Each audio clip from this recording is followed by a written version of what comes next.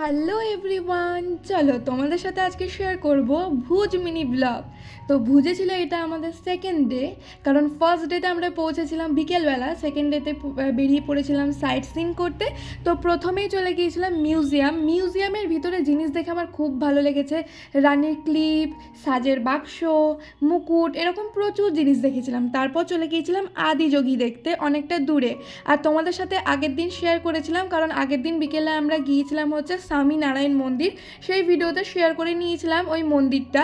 আর এইটা হচ্ছে কচ্ছের রন।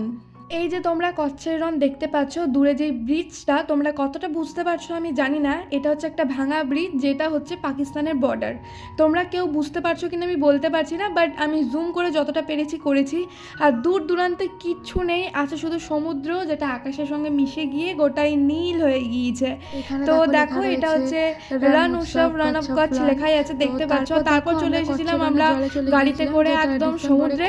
এটা হচ্ছে কচ্ছের রন, যেটা শীতকালে পুরো হোয়াইট হয়ে যায়, লবণটাই থেকে যায় শুধু। তো ওই জলে আমরা একটু ঘুরে চলে এলাম, কারণ সেটা তো ডিসেম্বর মাস ছিল না, তাই লবণ কিছু হয়নি। আর এটা হচ্ছে ভুজের প্রাগ মহল। তো ভুজে এগুলোই আমরা সাইট সিন করেছিলাম। তোমাদের আমার মিনি ব্লগটা কেমন লাগলো অবশ্যই জানাবে। টাটা।